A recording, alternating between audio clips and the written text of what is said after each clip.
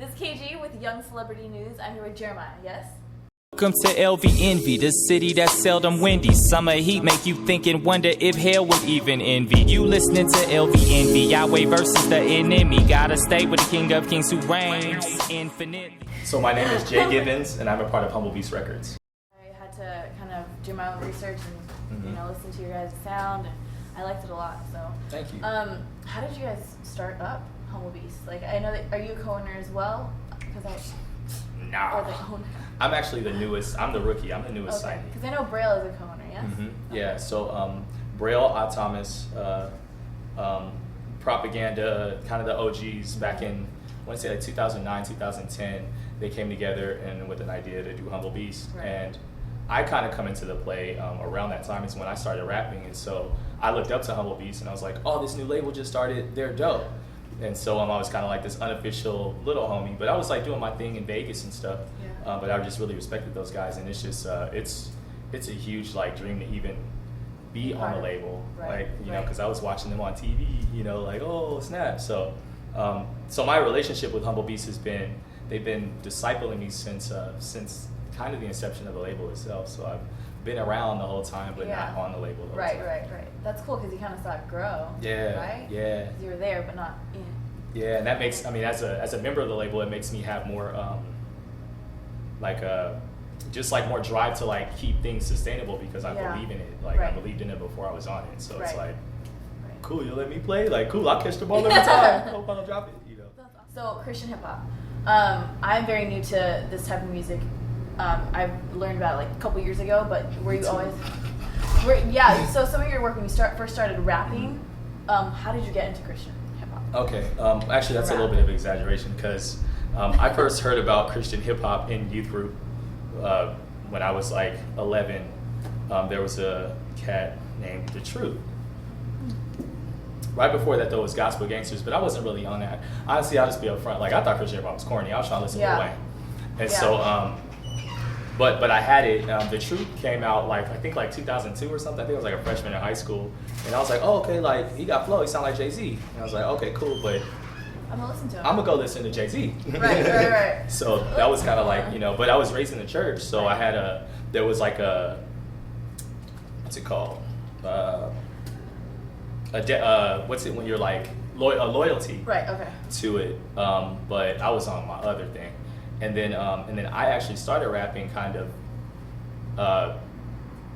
toward the end of college. I had gone through like this whole like this drug episode, and I was addicted to a lot of stuff. And I was like pretty much on the bathroom floor like, God, I know better, like, but I can't get out of this, and it is like far too late. What the heck am I gonna do?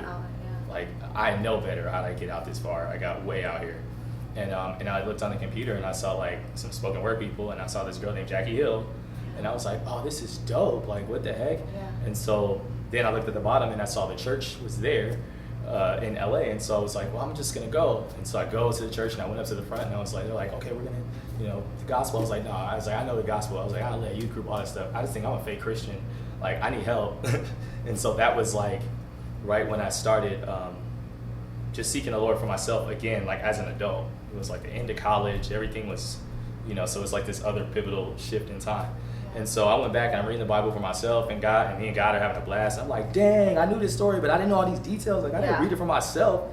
And I just like, and I was getting bored, I was falling asleep, and I was like, well, God, like, what are we gonna do now? Because I don't feel like reading, I'm gonna fall asleep. So I just started writing what I read, like in my own words. And I wrote it, and then, and I was just writing stuff. So then it gets better. So then, like a little bit after, like I did this like fast, and that was fly. One of my boys at the end, he said, have you done anything creative? Because I was a 5th year in college, and so I'm depressed because all my friends are gone. And he's like, there's nothing out here. Like you can't do anything creative. I wish I was still in college. Like you need to do something creative. What have you been doing? And I was like, I've been writing some rhymes. I mean, it was just from in my Bible. Like he was like, dude, go to Radio Shack and record it. And I was like, okay. And so I went and got a phone mic and I put it in a thing, and I just like recorded it just from my phone. When my other friends heard it, he was like, who is this? I was like, it's me. I just recorded in my room. He was like, you spitting? And I was like, nah. And we in a fraternity, so we always play jokes on each other and stuff. they went to Guitar Center, got a mic, and it was like, yo, we need to put this together because you rap. Yeah. And that's how I started. That is so cool. But I finished school. I'm gonna put that. But I finished. I graduated because people be like, "Oh, you dropped out like Kanye." Like, no, I finished.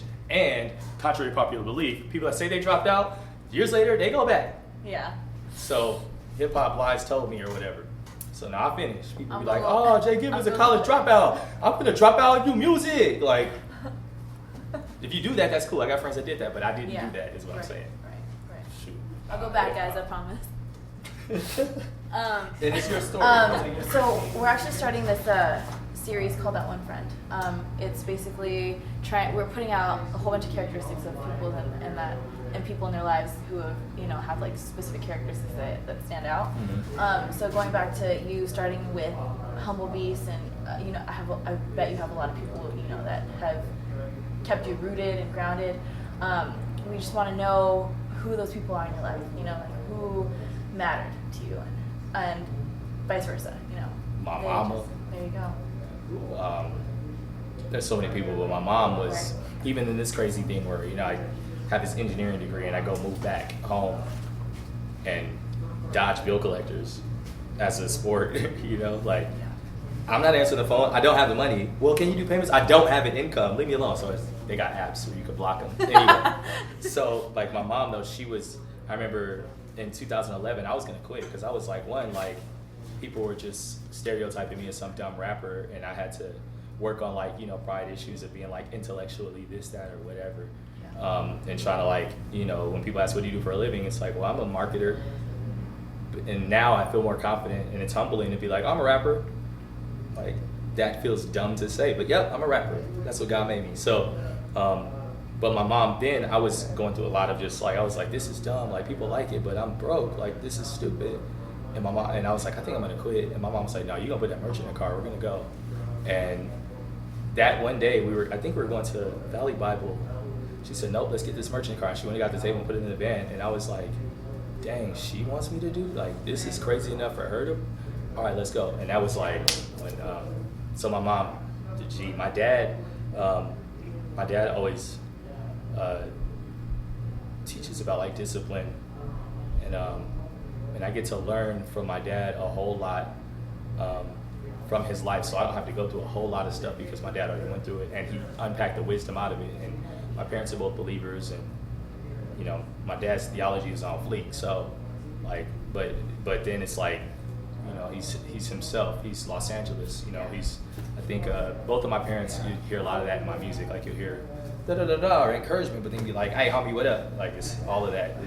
So then my aunt, my family, on the label, pick anybody on the label. Yeah. I mean, I told you that random story about Jackie. Didn't even know that. Right. So after I got signed, and she was like, I remember she said, yeah, I listened to LVNV before I wrote that verse on Instruments of Mercy.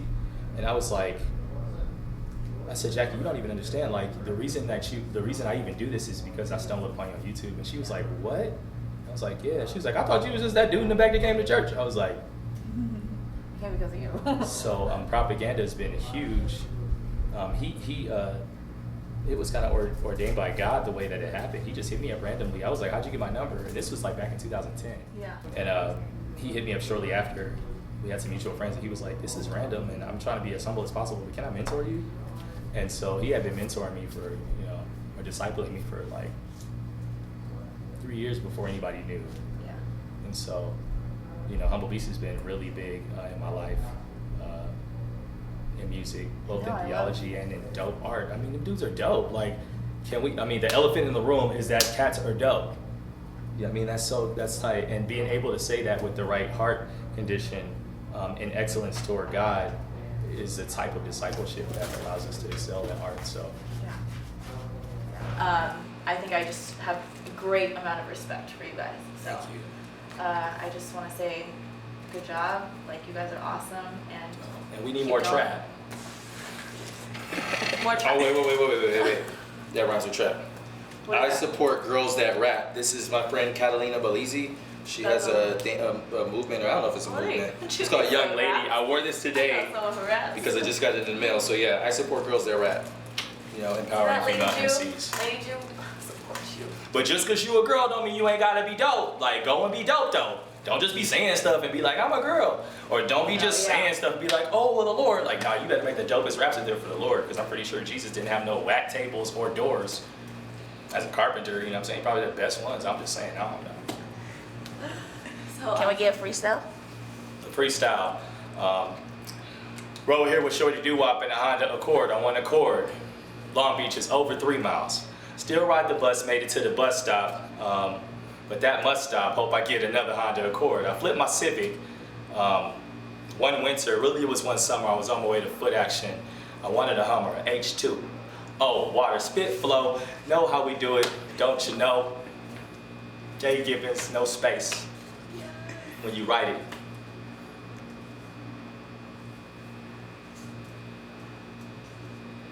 Overdose. Oh!